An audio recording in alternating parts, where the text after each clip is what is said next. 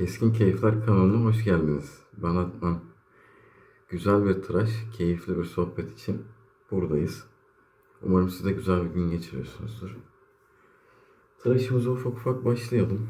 Geçen tıraş aslında biraz bahsetmiştik. Bugün tıraş olacağımız malzemelerden.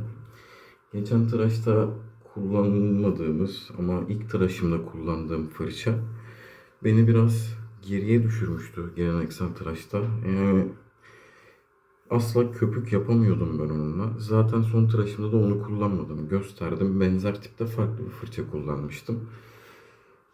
Bu sefer o fırçadan aldığım dersle razoruz.com'a girip birkaç tane malzeme almayı tercih ettim ben. İşte bir tane Yaki fırça aldım. Tuxedo. O da bu değil. Ama ilk aldığım fırça da Yaki Tuxedo'ydu. Bu şanssız var. O zaman aldığım fırça Butterscotch diye geçiyordu. 24 milim kıl yoğunluğu vardı. Bu 26 milim. O fırçamı ben kuzenime hediye ettim. O bana Londra'dan gelirken Gillette Kings'i getirmişti hediye olarak. Ben de ona fırça vermek istedim. O da orada düzgün bir fırça bulamıyordu. Diğer aletimiz yine aynı dönem, aynı siparişte aldığım. Şöyle göstereyim. Gösterebiliyor muyum bilmiyorum. Şu şekilde. Merkür 34C. Gerçekten güzel bir alet kendisi. Benim şu ana kadar kullandığım en mild alet. Konfor olarak da gayet iyi. Yani şöyle söyleyeyim. Çoğu insan kullandıktan sonra şöyle yorumlar yapmış. Mesela DE89 Edwin Jagger ve 34C. Ben tıraşa başladığım günden beri çok kıyaslanan iki alet. Bu aletler hep birbirleriyle yarış içerisinde. Aslında genelde tercih edilen DR89 Mega. Çünkü fiyat olarak 34C'ye göre bir tık daha uygun. Hani çok fazla büyük bir fiyat farkı yok ama 34C'ye göre biraz daha uygun ve tıraşı bir tık daha etkili. Bazı insanlar şöyle yazmışlar özellikle. DR89'a tıraşa başlayan insanlar birkaç tıraş sonra 34C'yi aldıklarında 34C'yi kullandığımda DS89 ile yüzümü tahriş ettiğim noktalarda tahriş yaşamadıklarını belirtmişler. Artı şöyle bir durum var. Hani bunu diğer aleti getirmeden gösterebilirim. Bundan önceki tıraşlarımızda olduğumuz tıraş aletleri 3 parça diye geçiyordu. Yani üst kapak, alt tabla ayrılabiliyor birbirinden. O şekilde bir montajı vardı ama bu alet sadece 2 parça. Alt tabla sapa yapışık. Bu şekilde.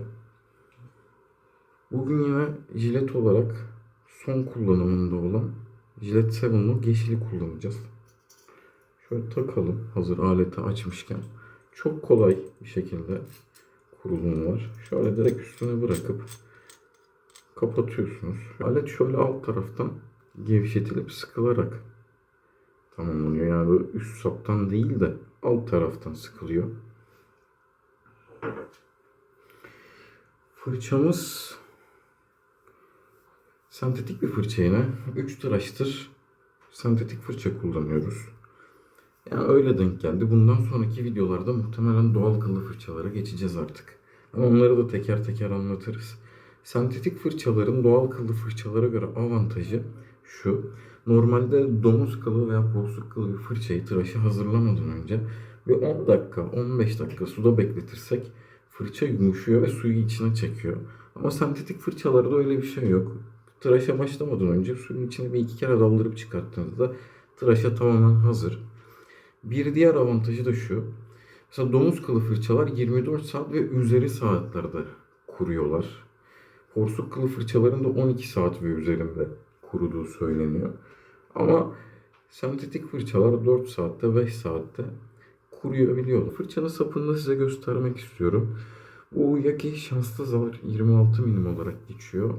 Şöyle yan tarafa ben bir kağıt yaptım kendime teknik özelliklerini size söylemek için. Hani biraz bahsedelim. Düğüm kalınlığını söylemiştim 26 milim diye. Yani tuxedo kıllara sahip bakın. Böyle siyah ve uçları beyaz olan fırçalar Yaki'nin tuxedo kılları olarak geçiyor. Bence omurga ve kıl yumuşaklığı olarak gayet iyi fırçalar. Ağırlığından bahsedilmiş 116 gram bir ağırlığı var bu fırçanın. Toplam uzunluğu 135 milim. Fırçanın kıl uzunluğu 60 milim olarak geçiyor. Öyle bir fırça. Fırçamızı şöyle hafif bir sıcak su yapıp içine bırakalım. O esnada biraz aletten bahsedelim.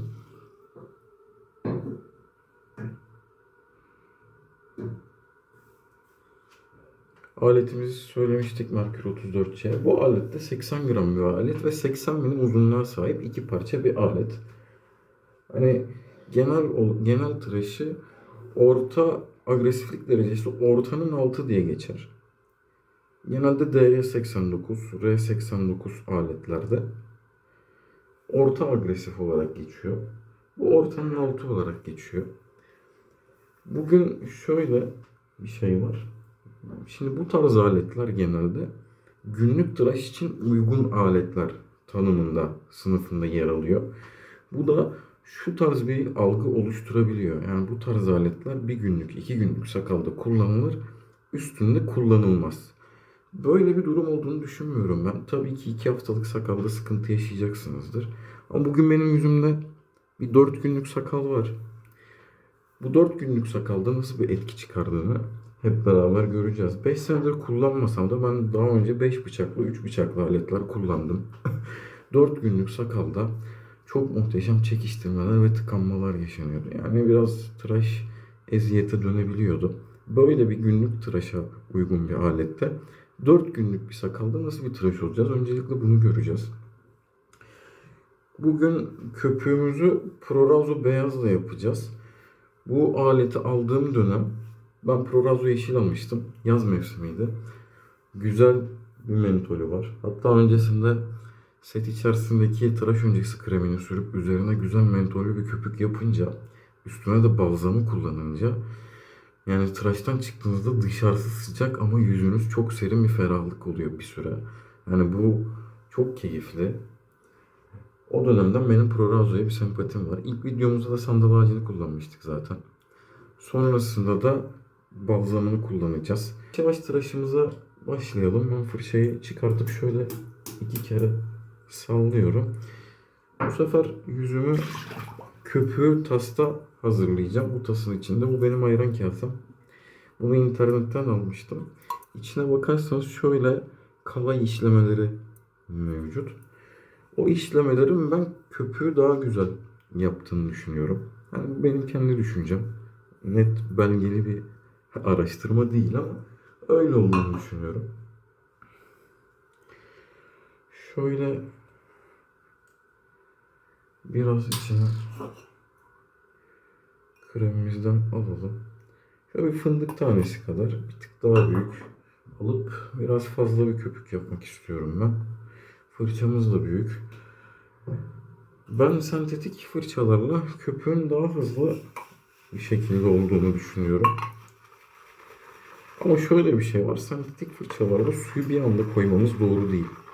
Tasın içine. Yani çok suyla köpüğü uygulamamız doğru değil. Yavaş yavaş koymamız gerekiyor. İyice fırçayı silkeleyip ilk önce bir karıştırmaya başlayacağız. Eğer kuru bir köpükse, ki bunu hissedersiniz zaten, yavaş yavaş içine ufak ufak su koymamız gerekiyor. Şu iki parmağınızın ucuyla damlata damlata ilaveler yaparak, hani 2-3 damla koydunuz, baktınız güzel değil. Sonra üstüne biraz daha 2-3 damla eklemeniz gerekiyor. Çünkü çok su olursa fırçanın üstünde ondan sonra hava dolu bir köpük elde etmiş oluyorsunuz. Onu da toparlamakta biraz zorlanırsınız. İçine yine biraz daha krem koyabilirsiniz. Ama o dengeyi sağlamanız daha uzun sürecektir. Benim söylediğim yöntemle ufak ufak yavaş yavaş işlemi gerçekleştirirseniz daha rahat, daha keyifli olur sizin için. Bu fırçanın sapı uzun. Sap uzunluğuna hemen bir bakalım. 75 milimmiş. Böyle bir tasta çevirmek için gayet ideal açıkçası. Ben köpük yapmakta genelde acele etmiyorum. Benim için köpük yapmak ayrı bir keyif. Seviyorum. Güzel bir köpük yapınca da tıraşınız otomatikman güzel geçiyor. Ben bu fırçalayı ve aleti aldıktan sonra, mentollü Prorazo'yu da aldıktan sonra olduğum ilk tıraş beni çok şaşırtmıştı. Rimmel güzel bir alet. Evet, geçen sefer de kullandık. Ama 34C'nin konforu da gerçekten bir fark. Yani o farkı size gösteriyor. Fırçanın yumuşaklığı ve yüzde uyguladığı köpük benim ilk tıraşımda kullandığım fırçaya nazaran çok şaşırtıcı bir performansı var açıkçası. Yani ben aşık olmuştum ilk Tuxedo'ya ilk kullandığımda. Çünkü daha önce hiç güzel bir fırça olmamıştı. Şöyle biraz daha su ekleyeceğiz. Şöyle elimle alıyorum. Şöyle hemen birkaç damla içine atıp çevirmeye devam ediyorum.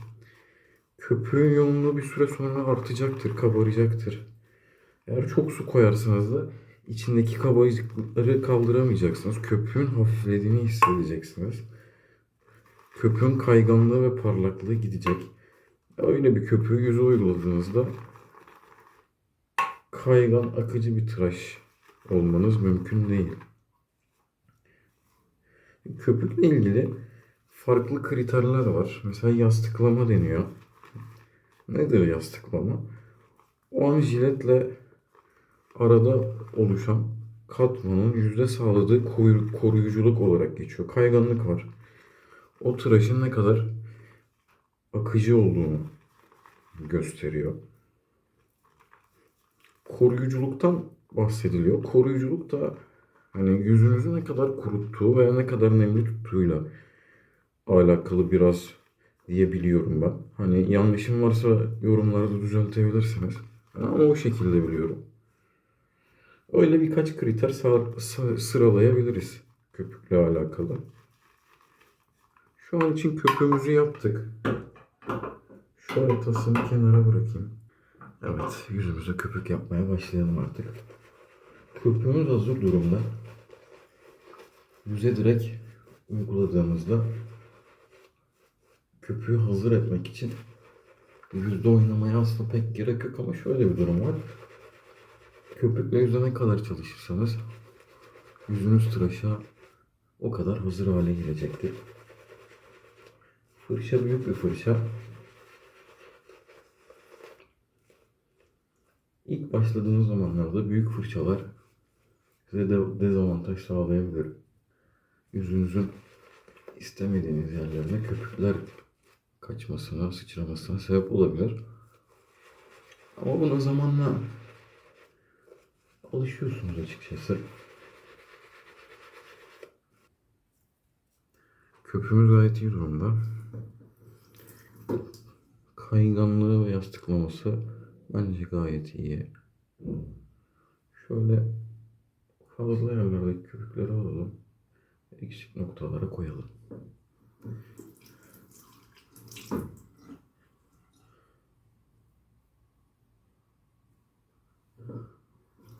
Dediğim gibi bu aldığım malzemeler, ürünler, ekipmanlar bunlar beni geleneksel tıraşa tamamen bağlayan ekipmanlar olmuştu. Bana farklı tecrübeler, farklı macera yaşatmışlardı. Bu da bende daha sonra acaba şu aleti olsam nasıl olur, şu fırçayı alsam nasıl olur gibi meraklar uyandırmıştı. Bir nevi o hastalığı bize saldı diyebiliriz açıkçası. Şöyle aletimi de bir sıcak suyla ıslatıp tıraşa başlayalım. Böyle saçlar uzadıkça favorileri almak biraz daha zor oluyor. Şöyle bir kendinizce bir hizaya getirip ondan sonra açıyı belirlerseniz şöyle baktığınızda gayet güzel bir şekilde favori çıkıyor. Ama tabi saçlar uzadıkça daha da zorlanacağız. O yüzden muhtemelen ben haftaya bir berbere giderim gibi duruyor şu an için. Şöyle bakarsanız yani 4 günlük sakalı nasıl aldığıyla alakalı. Yani aletimizde herhangi bir tıkanma yok. Gayet rahatız. Yüzümüz aşırı rahat. Evet, bu alet ilk perdede belki de size orta agresif veya ortanın bir tık üstü agresiflikte bir yakınlık sunmuyor. Ama muhteşem bir konfor sunuyor.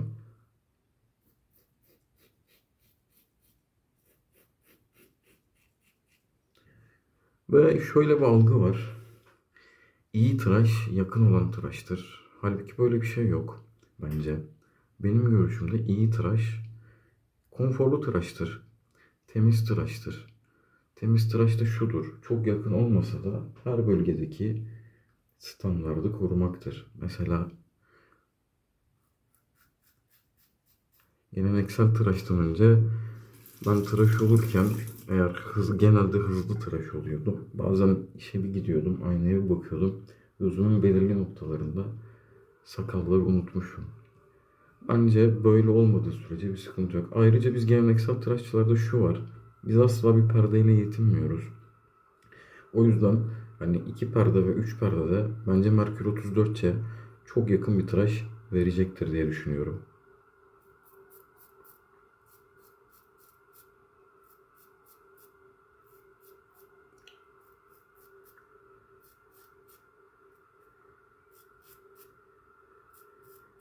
Bu durum aslında diğer başlangıç aletlerinde de mevcut. Aslında bunlara başlangıç aleti demek de doğru değil. Başlangıç için uygun aletler demek doğru. Çünkü bu aletlerin bir görevi var. Günlük tıraş için uygun aletler. Yani asıl bence bu şekilde sınıflandırılmalılar.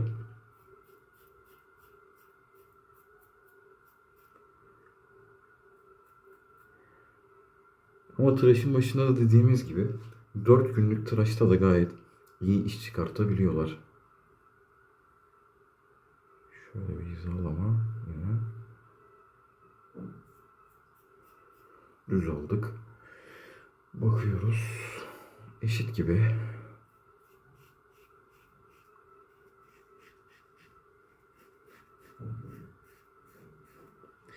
Kendimce R89 kafa aletlere göre 34C'nin bir farkı. Şimdi şu mesela 30 derecelik açıyı şu sapın yukarı çıkmasıyla alakalı daha aşağıda yakalayabiliyoruz. Ama Merkür 34C'de biraz daha kaldırmamız gerekiyor. Mesela çok uzun süre DR89 ile tıraş olmuş bir insan bunu yadırgayabiliyor ilk 34C'yi kullandığında.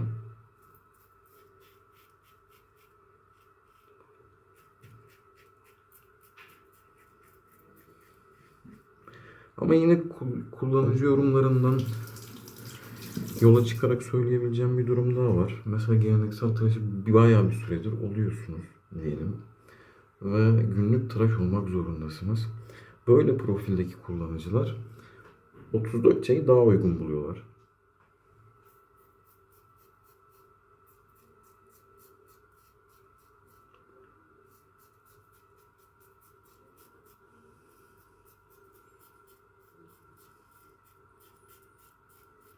Benim 34C'de en sevdiğim durum ne? Aletin kaplaması güzel. Sağlam bir duruşu var.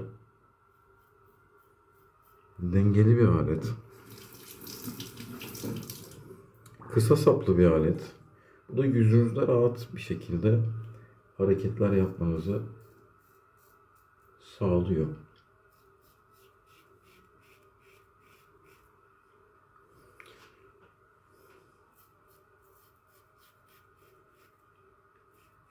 Artı şöyle bir durum var. Aletin kafa yapısı şöyle ve alt tabla kısmı ince. Bunun da kendince artıları var. Şöyle bir ufak bir şekilde göstereceğim size. Özellikle alt tabla ile alakalı bakın şöyle köpüğü altta topluyor. Şimdi hatırlıyorsunuz ilk videoda şöyle bir durum vardı. 6C'de alt tabla çok kalındı. Alt tabla kalın olunca köpük aşağıdan sapa doğru parmağınızın üstüne göre kadar sarkıyor. Bu durumdan ben çok hoşlanmıyorum. Yani çok büyük sıkıntı değil. Ama alt tablası ince olan aletlerde bu durumu yaşamıyorsunuz. Üst tablanın çok kalın olmaması da burun altında tıraş olurken size bir avantaj sağlıyor açıkçası.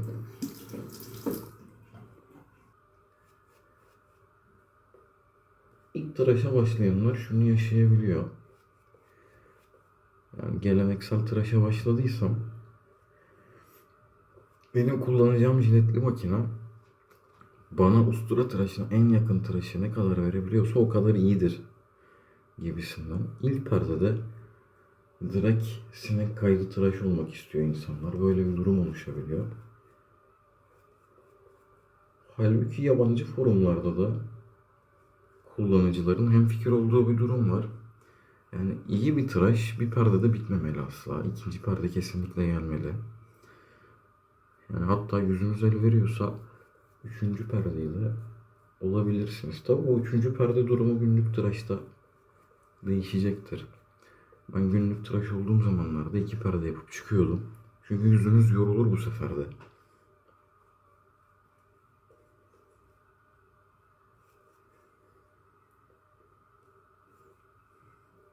Şimdi ne yaptık?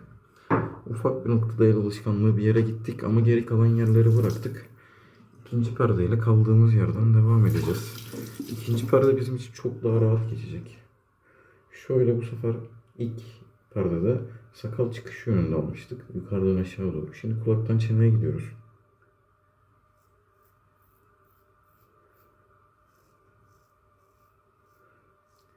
Bende daha önce şöyle bir durum oluşmuştu. Bir bayram arifesi, iş yerinde çalışıyoruz. Ben gayri ihtiyari o gün tıraş olmayı da unutmuşum. Tabii zaten hani günlük tıraş olmak gibi bir zorunluluğum yok ama o gün bayramlaşma vardı. Yani öyle günlerde ben tıraş olmak isterim. Öğleden sonra 1.30-2 gibi işte bayramlaşmaya gideceğiz. Benim yüzümde 2-3 günlük sakal var.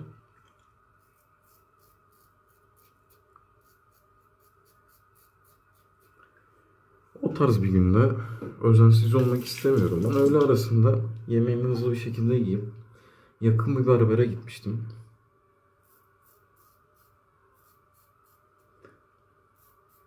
Berber beni aldı, koltuğa tuttu ve tıraş etmeye başladı.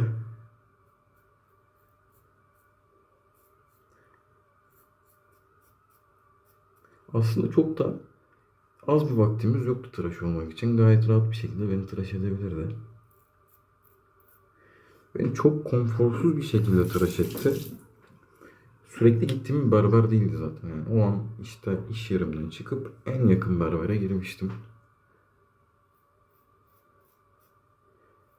Beni tıraş ederken ki zaman durum içerisinde hani yüzüme baktığında berber benim yüzüme baktığında benim tıraştan rahatsız olduğumu anlayabiliyordu.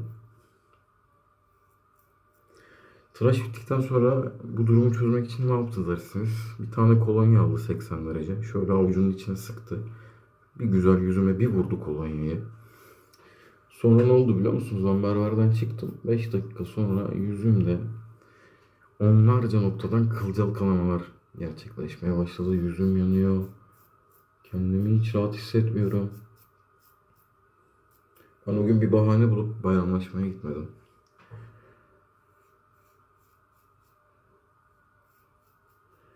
Zaten berberinizde sakal tıraşı olmayı seviyorsanız, berberinizin eline güveniyorsanız şöyle durumlar mevcut. Tabii ki sizi usturayla, jiletli usturayla tıraş ettiğinde gayet güzel tıraş edecektir.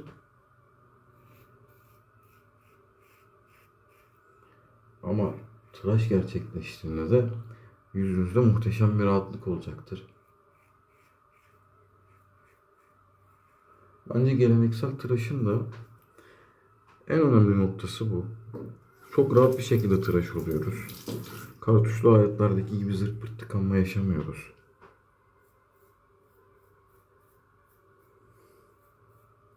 Ve tıraşımız tamamlandığında yüzümüzü rahat hissedebiliyoruz. Neden? Çünkü bu hobiye gönül verdik.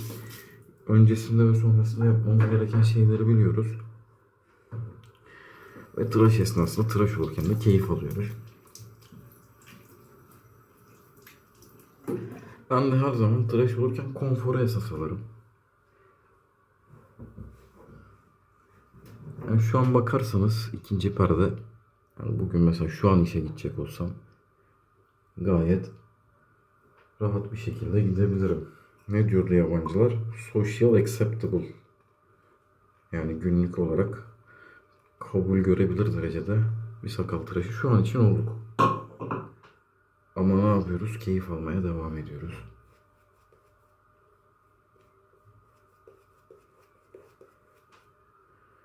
Üçüncü perdede de tersten gideceğiz. Şu ana kadar herhangi bir noktasal kanama yok. Fırça köpüğü çok güzel hazırladı. Ben bu kokuyu seviyorum. Her ne kadar volümü düşük bir koku da olsa benim hoşuma gidiyor.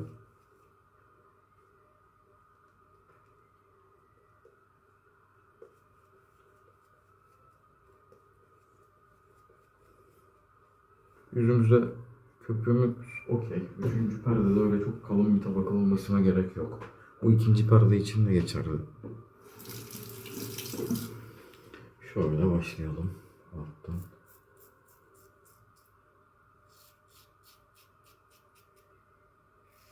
Otuz ile bastırmadan çok rahat tersten çekişler yapabiliyoruz. Seonlukla beraber çok rahat bir şekilde yüzde akıyor.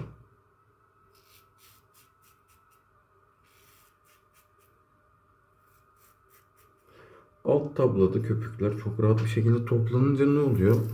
Siz birkaç çekiş daha yapabiliyorsunuz düşünmeden. Ama bu saptan aşağı köpükler akarsa daha erken yıkamak zorunda kalıyorsunuz. Dediğim gibi bu çok büyük bir dezavantaj değil. Ama böyle bir durumda mevcut açıkçası.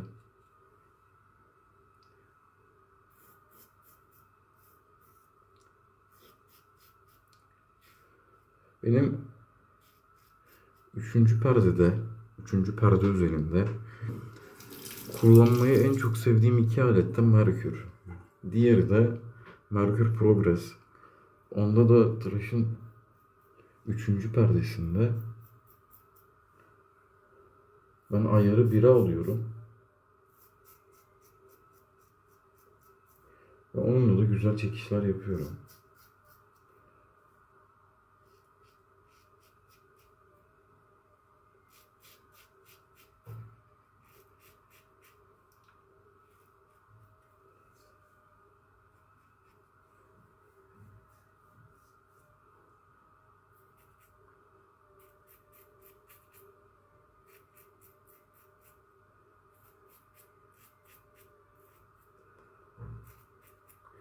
Evet, gelelim tıraşımızın son noktasına. Bir önceki tıraşımızda kullandığımız arko sabunun dezavantajını kritize edelim şu an. Onun kritiğini yapalım. Onda köpük biraz kurumuştu son perdede. Aşağı yukarı aynı sürede tıraş olduk.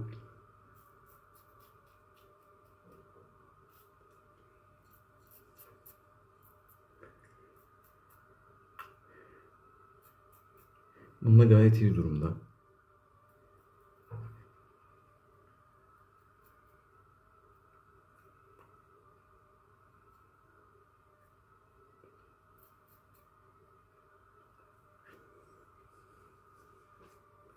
Evet, şu an bakıyoruz. Şu an favorileri ufak tefek.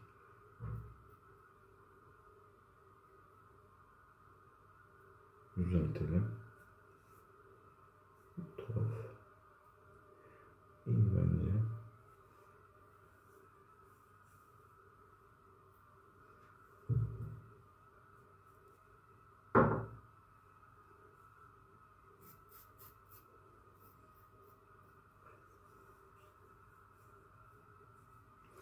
Otuz C'de üçüncü perde gayet keyifli. Yani bitirmek istemiyorsunuz tıraşı. Öyle söyleyeyim. Şu anki yakınlığa bakarsanız bence istediğimiz yakınlığı elde ettik. Günlük tıraşta kullanabileceğimiz mild bir aletle. Gayet de keyifli geçti denebilir. Ben 34C'yi alırken, yani bu aleti ilk gördüğümde Delikanlı Tıraş kanalında Selman abi var. Çok severim kendisini. Onda görmüştüm ilk. Görev adamı diyordu bu alet için. Bence çok haklı. Bu alet tam bir görev adamı. Size istediğiniz tıraşı, istediğiniz konforu her şartta sağlayabiliyor.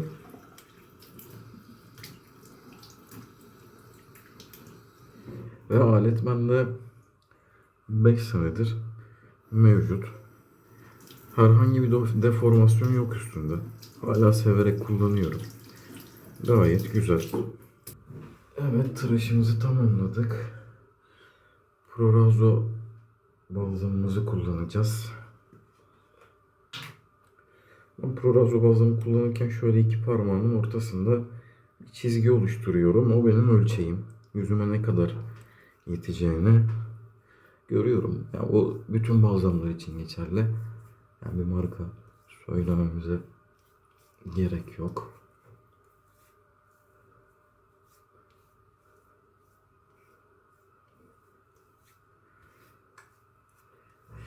Tamamdır, yüzümüz bence gayet keyifli durumda. Ama birkaç saat sonra bugün evdeyim. Evden çıkmayacağım. Yani bir iki saat sonra bu arkadaşı da kullanacağım. Kokusuna bayılıyorum. Yeni aldım. Gayet güzel. Evet. Hafif yüzü yakıyor. Ama yüzden nemli bir hissiyat bırakıyor açıkçası. Tavsiye ederim. Floyd Aftershave diye geçiyor. Böyle biraz da eski bir koku. Bence siz de sevebilirsiniz. Videoyu izlediğiniz için teşekkür ederim. İyi günler.